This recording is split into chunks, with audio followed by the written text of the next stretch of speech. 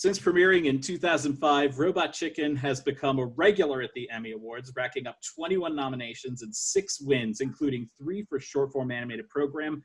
The stop motion series was created by Seth Green and Matthew Senreich, who join us today. I'm Charlie Bright of Gold Derby. And the first question I want to ask is to you, Seth.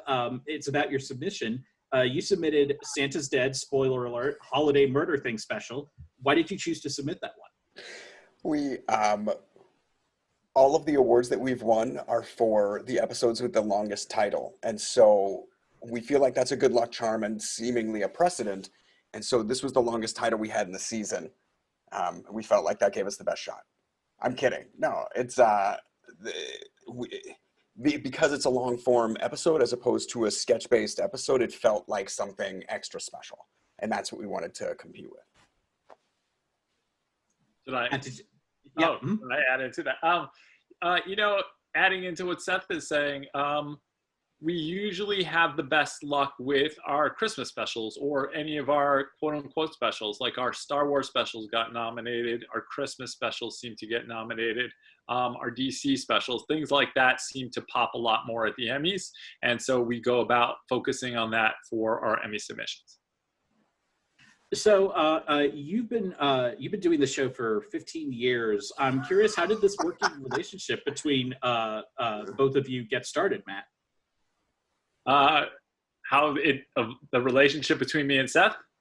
Yes. It's been romantic the whole time. I mean, the relationship with me and Seth, it's like we're mom and dad, and unfortunately, it's the ups and downs of that kind of relationship, but at the same time, it's everlasting love in a way, like you can't even describe. I guess I'm mom and he's dad, so like he's the playful one who comes home throwing toys up in the air, and I'm the one who says things have to get done. But it makes for a really nice time, and it's still a playful environment for us to play with toys. Was it a relationship that existed before Robot Chicken?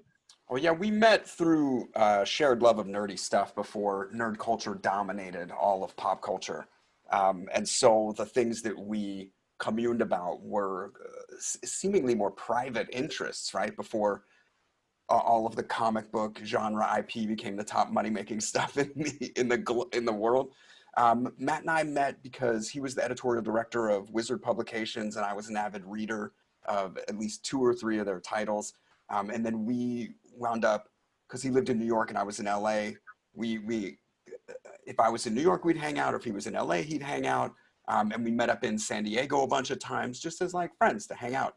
And when I had the idea to make a small piece of sketch content, I reached out to Matt because he seemed like he would know how to do that type of stuff.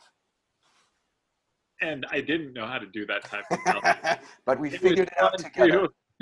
But it was fun to try to figure it out. And, it was one of those things where through my awareness of the comic book industry, trying to tap into animators, we went to the Joe Kubert School and asked like 3rd-year art students if they could do it.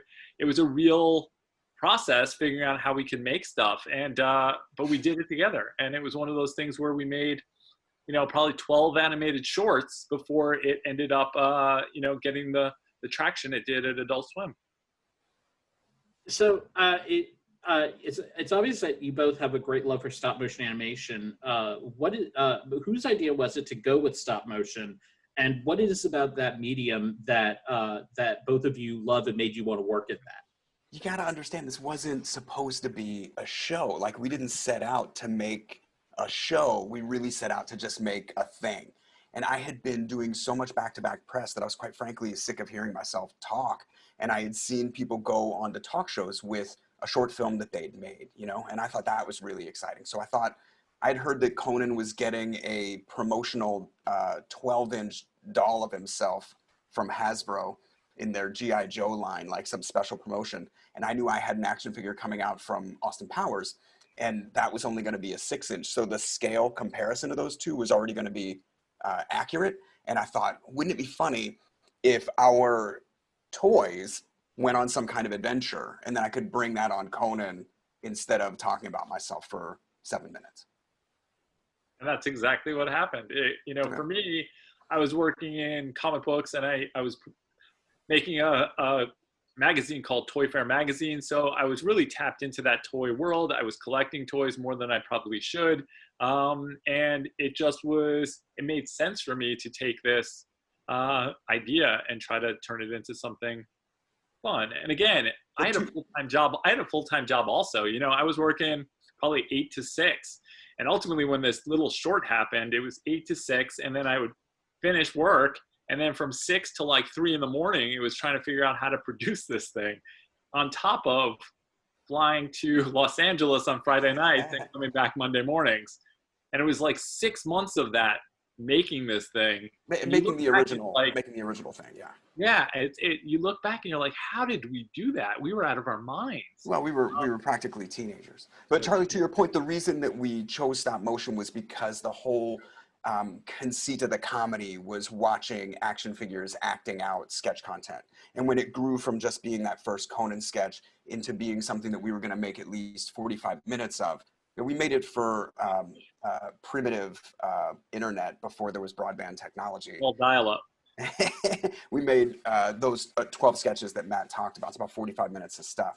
And all of that was, sketch comedy about pop culture, or we didn't even do any current events. It was all about toys and video games and movies and stuff that we thought were fun and still very subversively nerdy.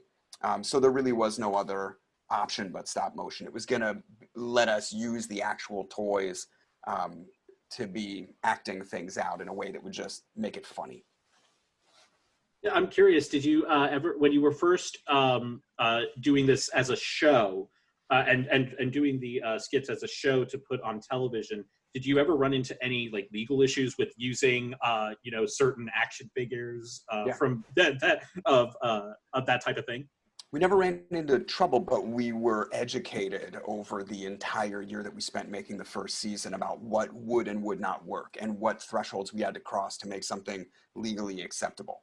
I weirdly over the last 15 years have become, I think I could take something to court. I think I could, if I had to, I'd know how to make a convincing defense in court.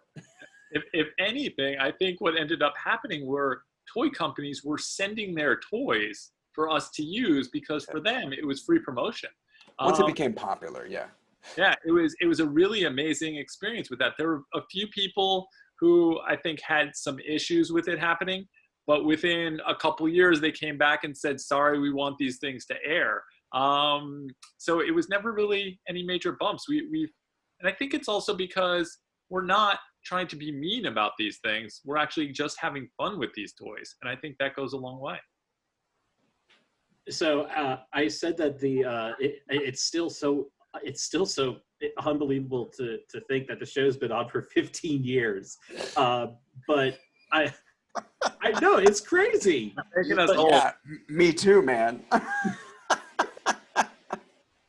But what I'm curious about is so you've had all these great skits, and whether it's stuff that takes a couple of minutes or something that's just on the screen for just a couple of seconds.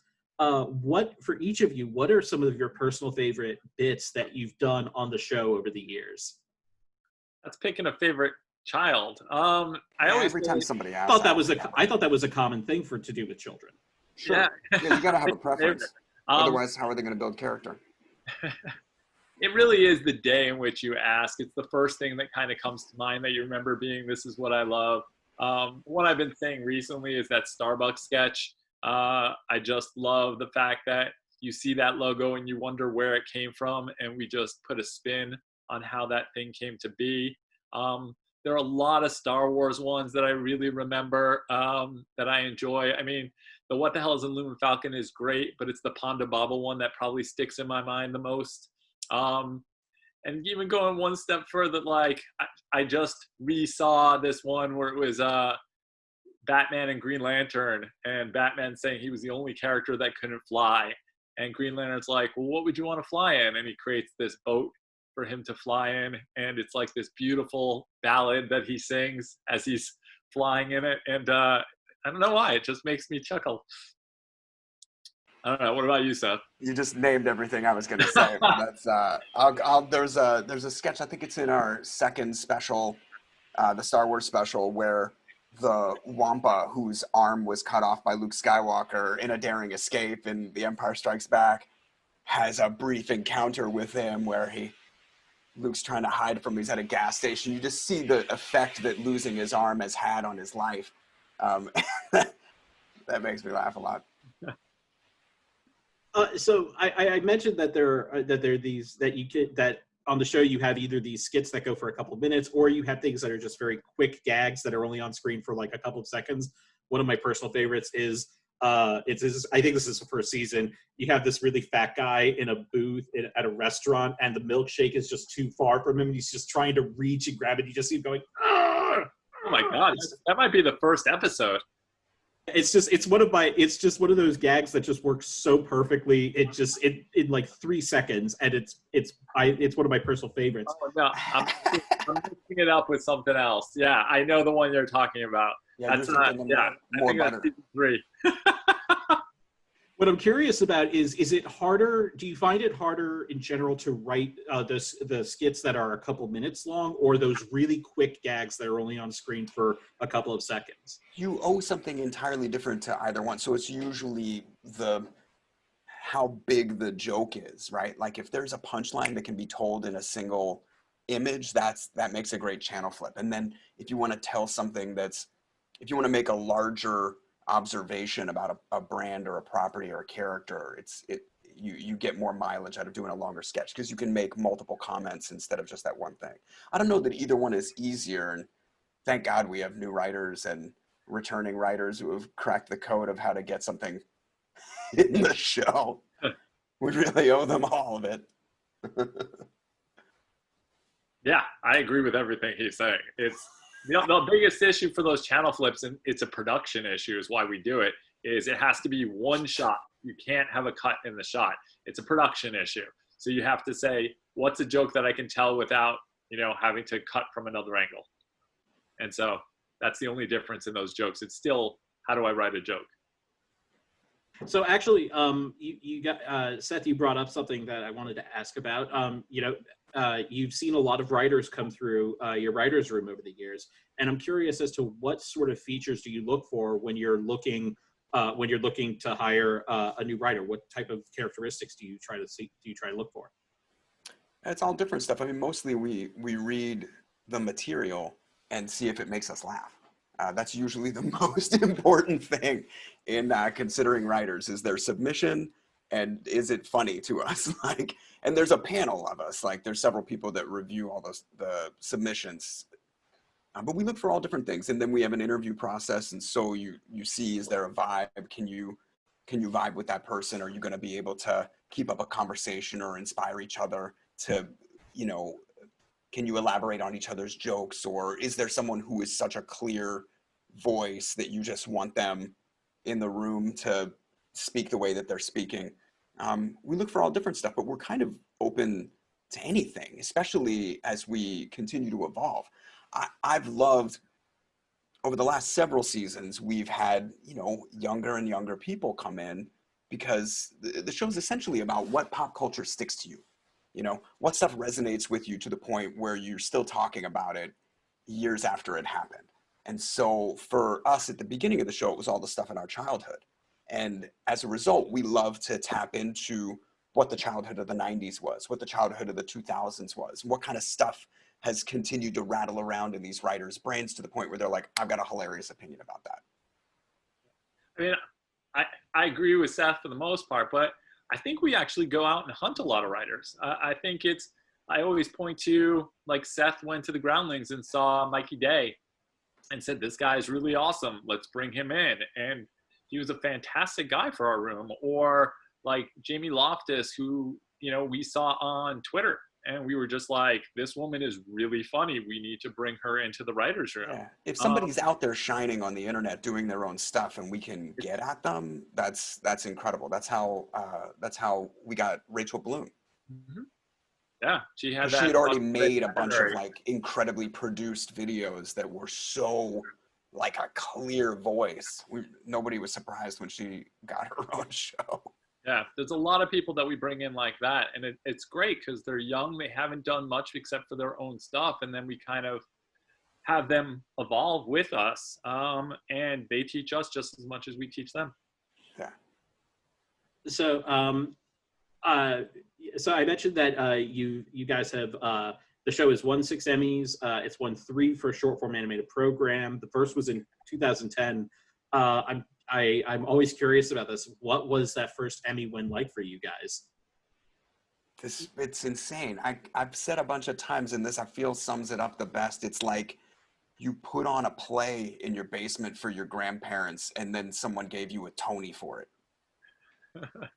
It just seemed nuts. For as long as I've been in the industry, I've never had that type of recognition for something. We just didn't think this is the kind of thing that they give those awards to. It just doesn't seem like that kind of show. So it really was surreal. I mean, all of us went to this thing. We were just like, it's no joke, an honor to be there. We're the little kids who are playing with these action figures. And when that name got called, you can see all of us like, what do we do now? Like, we had no concept of what was supposed to happen. And really, I'd seen a couple speeches happen before. I had a sense of it, but the words weren't exactly coming. But it's really, I'm still flabbergasted by the experience, and it sounds cliche, but it's really true. It really is. It feels actually separate from the show, the show itself. You know, like getting any kind of recognition. It's almost like a compartmentalizable, separate occurrence that doesn't quite relate, except in the sense that it gives us notoriety. It gives us a better access to talent. It gives us a credibility when we want to try crazy shit. And we really are, when we go back to the office, we sit in dark little tunnels making these things, doing that stop motion. And it's almost like we have to come out and clean ourselves off to go to this thing. And then we go right back to that dirty place where there's no light. And you walk outside and your eyes like pop open. You make us sound like slave factory workers. Or what are you talking about? You got to do stop motion. It's got to be dark. Like we're running the Underground Railroad or something. It's like like they come out and they're like crumbs, crumbs, crumbs, yay! That's what I always feel like. We just wipe off the counter and that's everyone's food. Well, Seth and Matt, thank you so much for this. This is probably one of my favorite interviews I've done. We wish you all the best this upcoming Emmy season, however that may transpire. And to all of our viewers, please like this video, smash that subscribe button, and don't forget to go to goldderby.com and use the Gold Derby app to make your predictions and see if you can outsmart the top prognosticators in Hollywood.